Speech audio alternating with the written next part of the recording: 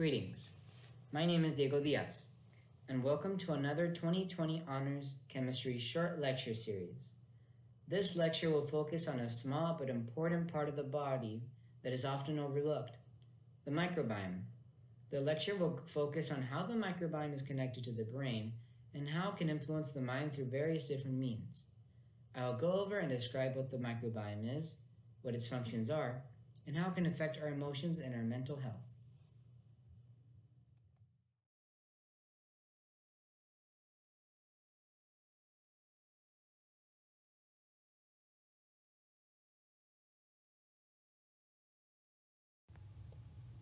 This short lecture is inspired by the CNN article, How Your Gut Might Modify Your Mind. The article explains how researchers are studying the connection between the gut and the brain through mice, examining how their behaviors and mental conditions change with different bacteria and microbiome flora. What are microbiomes? Our bodies are mostly made up of microbes, over 100 trillion of them, with them outnumbering our own cells. We all have microbes who reside in our own unique and diverse microbiomes, collections of bacteria, viruses, and fungi that live in an ecosystem. Our intestines house the largest microbiome, providing food and shelter for the flora of bacteria that live there. Our microbiome's diversity has been linked to factors such as our living environment, host genetics, and the microbes that we are exposed to early in life. In fact, from the moment a child is born, they inherit the microbiome of their mother through the birth canal. The microbes that inhabit the body come in different categories. Passenger microbes that take up space and either harm us or help us, intruding microbes that harm us such as the bacteria that form on teeth, and lastly, beneficiary bacteria that we depend on that perform various helpful functions in the body.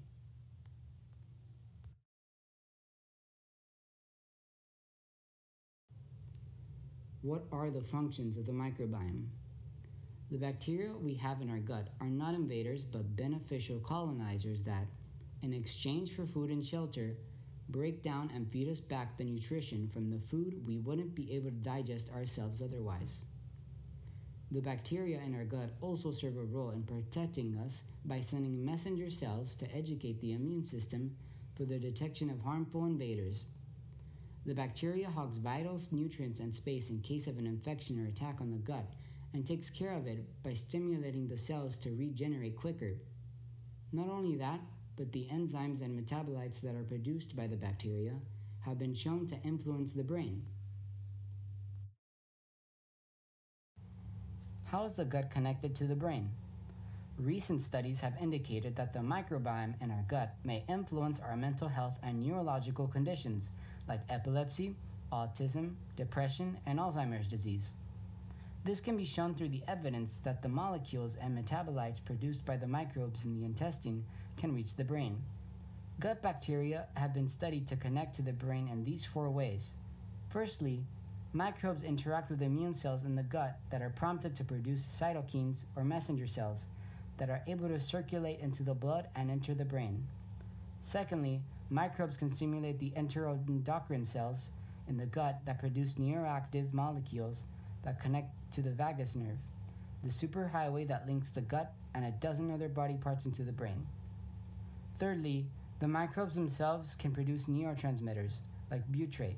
These small neurotransmitters are able to circulate to the brain and fit through the blood-brain barrier and enter through there. Lastly, and most recently, researchers in 2018 have reported finding gut microbes in brain tissue. It suggests that microbes might somehow be able to reach the brain directly. Mice on microbes. It was only until 2004 when a group of scientists experimented and researched the connection between the gut and the brain and whether it could alter mental health. The experiment consisted of two isolated groups of mice, one raised normally and the other raised in a germ-free environment, where the mice could not be exposed to almost all bacteria. The group found that the germ-free raised mice responded to stress more dramatically compared to the non-germ-free mice. The paper was the start of mounting evidence and interest for the possibility that microbiomes can play a role in behavior and cognition, and is now viewed as the start of a new field of research. In another experiment conducted in 2011, A mouse was fed the bacteria Lactobacillus rhamnosus JB1, a probiotic known to influence the immune system. As a result, the mouse's stress levels decreased and its brain chemistry was altered. Most importantly, this change of stress from the new bacteria did not translate for mice with cut vagus nerves, meaning that it was very possible that it had supplied the bacteria a way to communicate with the brain to alter its emotions.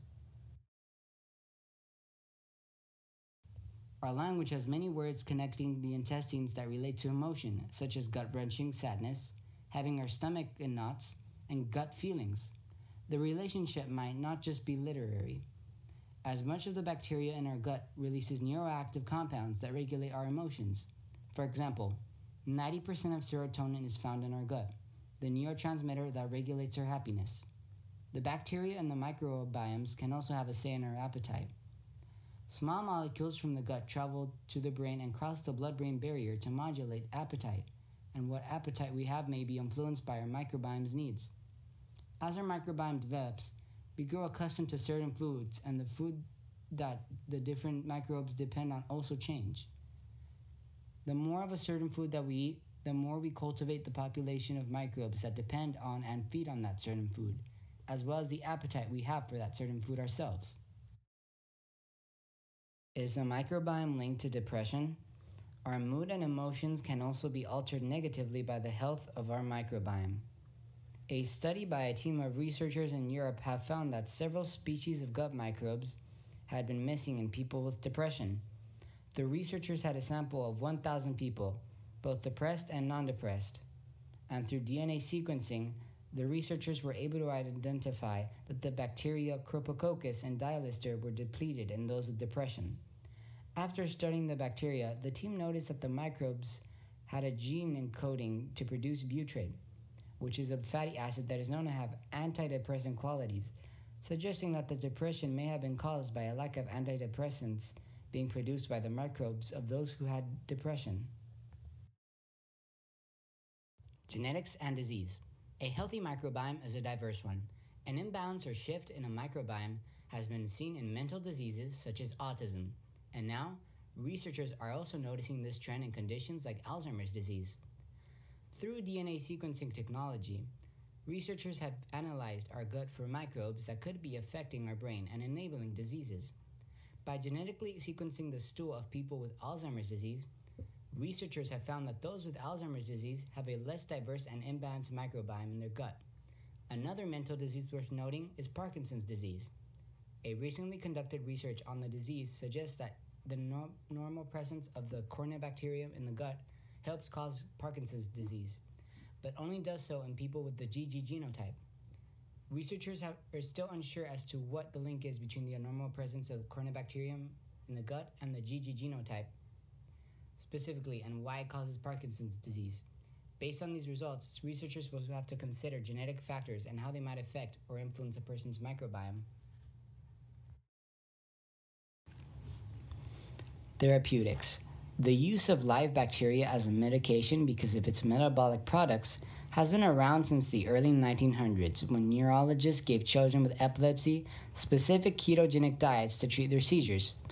The low carbohydrate, high protein ketogenic diet was prescribed, but often without knowledge as to how the diet treated seizures.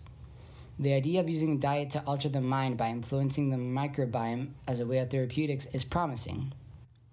In 2018, a group of microbiologists in California fed mice ketogenic diets which allowed for specific types of gut bacteria to thrive.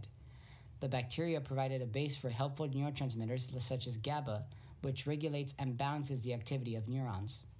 Helpful neurotransmitters like GABA would prove useful in treating and reducing effects of mental conditions like anxiety, autism, and Alzheimer's disease with simple diets. Studies and experiments with mice have also shown that mental disorders may be treated or remedied by applying healthy microbiomes into subjects with unbalanced or unhealthy microbiomes. As such, new methods of treatment that try to fix microbiome health in humans are emerging, like stool transplants, which aim to replenish unhealthy and unbalanced microbiomes with a healthy person's balanced microbiomes by transferring their stool. It is important to consider, though, that observations in mice aren't always reproduced in humans. Conclusion. Even though the field of research into the connection between the gut and the brain is still in its infancy, advances in DNA sequencing technology are now allowing researchers to home in on the functions of the microbes in our body faster than ever before. Fully understanding our microbiome will allow us to discover the source of our emotions and mental conditions and make advances in health and science at the same time.